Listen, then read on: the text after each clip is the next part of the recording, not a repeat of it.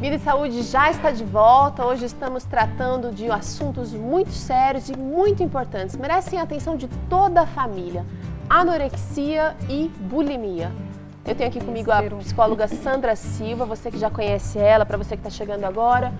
Nós já passamos um pouquinho, conversamos um pouquinho sobre esse assunto e também mostramos um pedaço do documentário Conselho de Inimiga. Daqui a pouquinho você acompanha mais.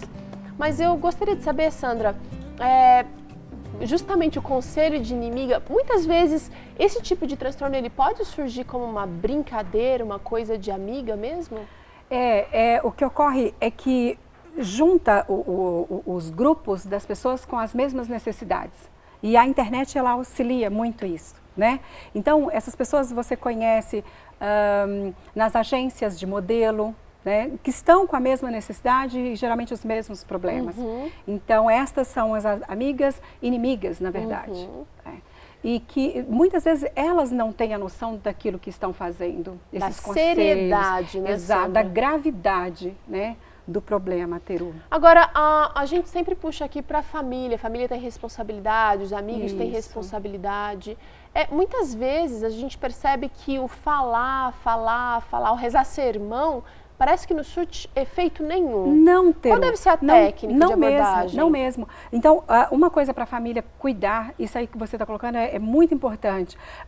Começa aquele discurso da família, você precisa comer, você está muito magro. Todo mundo falando. Todos falando. Isso só aumenta, só agrava. Porque ela vai precisar comer escondido, praticar, no caso da bulimia, né, o vômito escondido, o outro, no caso da anorexia, vai fazer de conta que come. E quanto mais a família faz essa colocação, mais se agrava a situação. Como que deve ser a abordagem, isso, então, Sandra? você me pergunta o que fazer. A família precisa ficar muito atenta, Teru, ao que está acontecendo com aquela pessoa. Então, também uma autoanálise de mãe, de pai, principalmente de mãe. Quais são as exigências que ela fez sobre a filha para ela tentar ressignificar isso? Se algum momento houve uma exigência muito grande, então ela está na hora de ressignificar, de dar um novo sentido. Então, de fazer colocações para a filha contrárias daquilo que foi feito antes de exigência em relação à beleza, em relação ao corpo. Né? Você acredita num mais momentos juntos, fora de um ambiente comum ou de um ambiente já mascarado? Por exemplo, tirar mais dias no campo, por exemplo, tirar um pouco o foco do problema e ter mais prazer em outras coisas? Exatamente. Sandra? Estabelecer mais vínculo, né, entre família, mostrar para esse adolescente ou para esse jovem uma nova estrutura em que ele se sinta bem, confiável, confiante perante a vida, amado por outras questões em relação à vida, de repente pelos estudos, não exatamente em função do corpo. Então, evitar esse assunto de comer ou não comer ou quanto comer e estar atento a outras questões em relação à vida dessa pessoa. Então, né? assim, você não acredita que... sabe aquele papo de, nossa, mas você já está magra, você precisa comer, não funciona. Não funciona porque ele não enxerga assim. Se ele olhar no espelho, ele não vai perceber isso. Ele vai falar assim, uma realidade não, está tentando... distorcida, né? Exato, é uma realidade distorcida. Não, ele está tentando me influenciar, eu estou enorme, mas estão mentindo para mim, estão tentando...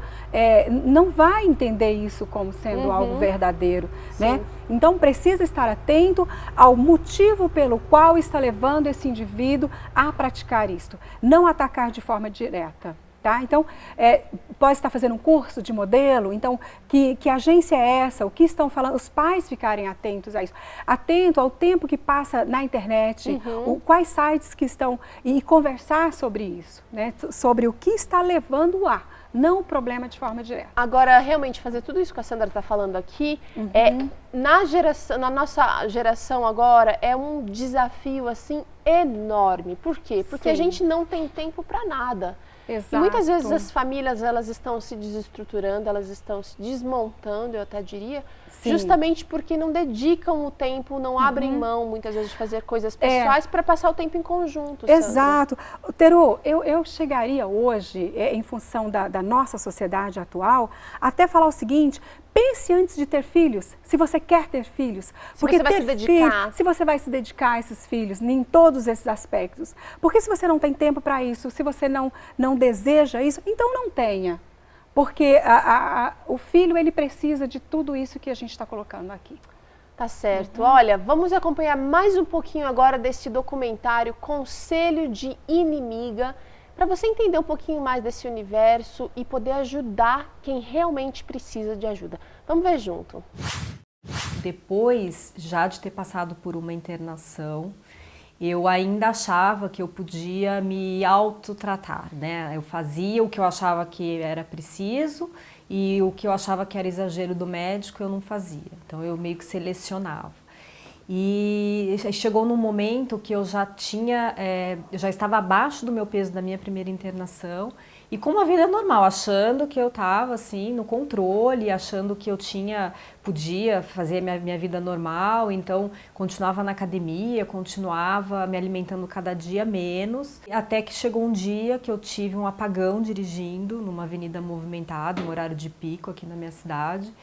E naquele momento eu senti que eu estava morrendo mesmo, né? Eu tive quase uma parada cardíaca e apaguei dirigindo. Por sorte o carro foi para a calçada e quando eu voltei, muita gente buzinando e me xingando, né? Que louca, ninguém sabia o que estava acontecendo, ninguém parou para me ajudar. Foi um momento de pânico, de desespero. Meu filho foi junto com meu marido me socorrer, ele me viu, eu não conseguia sair do carro, tive que ter ajuda para sair do carro e aquele sofrimento nos olhos dele, ali eu falei não, ali eu decidi me entregar de corpo e alma ao tratamento.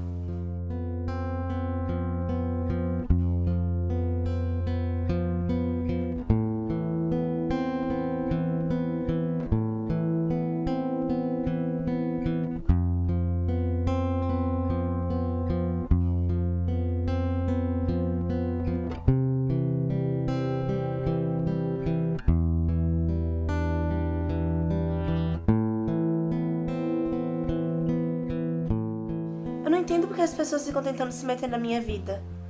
Acham que eu tô ficando neurótica, contando caloria. A verdade é que ninguém sabe o que passa pela minha cabeça. Acham que é frescura eu não comer. Acham que eu tô querendo ser modelo e coisa e tal. Não é nada disso. Eu já nem sei porque eu quero emagrecer. Virou um vício. Eu não consigo parar.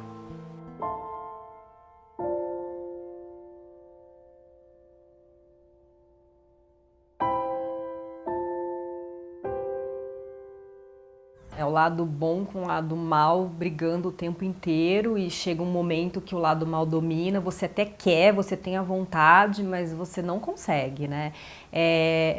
Você tem que ter muita disposição, muita vontade, muita garra, uma equipe muito competente. Em um período do tratamento eu fazia porque eu sabia que era o melhor para mim, mas não porque eu aceitava o meu corpo daquela forma ganhando peso. Depois de um tempo, acho que depois de 1 ano de eu já com peso estabilizado, é que eu comecei a fazer de uma forma natural e não porque eu precisava. No começo eu fazia como um remédio, agora eu preciso comer.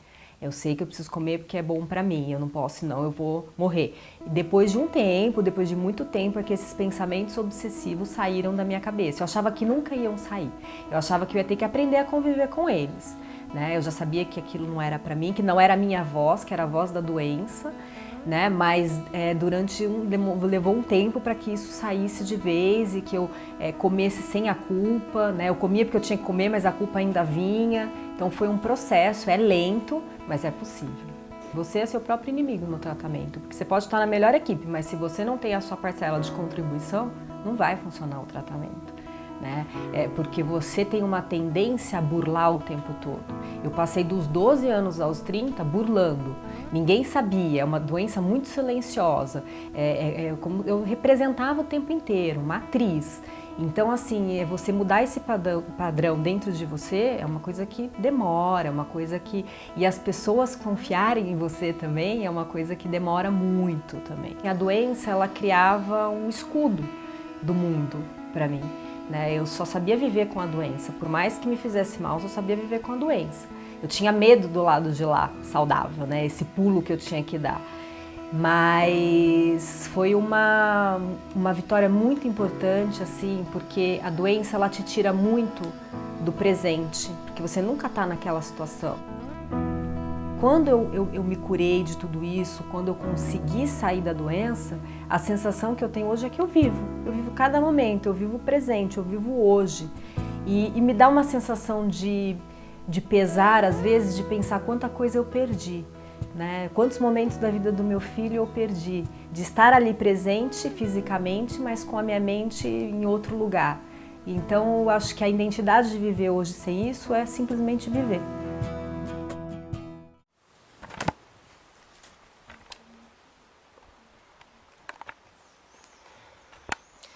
Eu achei que minha mãe ia brigar comigo, mas não. Ela falou que eu preciso de ajuda e que vai me ajudar. Mas como ela vai me salvar de algo que já faz parte de mim?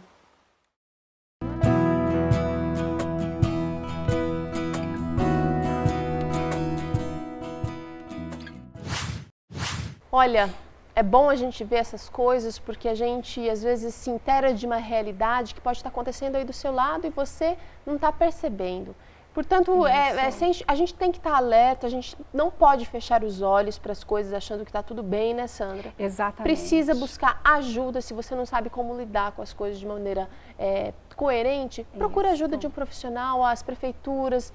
Hoje tem auxílio governo, mantém convênio com profissionais bons, né, Sandra? Sim, para vários tipos de tratamento. Nós temos os CAPs, né, de atendimento. Sandra, por favor, dá um conselho para o nosso telespectador, um recado final. Tá ótimo. Veja, eu diria para você que faz parte dessa família, não só em relação à anorexia, bulimia, que são questões extremamente graves, mas a família precisa de vínculo forte. Então, estar mais com os filhos, ouvir mais o que os filhos têm a dizer, isso é de extrema importância para todos nós. Então, o vínculo entre filhos e pais, quanto maior, mais livre de qualquer problema as nossas crianças, os nossos adolescentes terão. E o vínculo com Deus também. Eu volto a falar, eu acredito no milagre. E agora eu quero falar para você que está sofrendo de bulimia ou de anorexia. Deus proporciona milagres em nossas vidas. Você não está só. Em última instância, mesmo que você esteja sem os parentes, sem alguém do seu lado, Deus está do seu lado. Que bom. E eu gosto sempre de lembrar do versículo, do capítulo de Filipenses 2, versículo 13, que diz: é Deus quem coloca em você tanto o querer como efetuar. Isso. Se você está passando por esse problema que a Sandra mencionou aqui tantas vezes e não sabe o que fazer, se entrega a Deus. Nós estamos, toda a equipe do Vida e Saúde, antes de cada programa a gente ora por você, a gente ora pelas palavras que vão ser ditas aqui, para que o seu coração realmente se encha de esperança, porque os milagres acontecem, existem e pessoas também estão dispostas a ajudar. Até o próximo Vida e Saúde, fica com Deus e a gente se vê.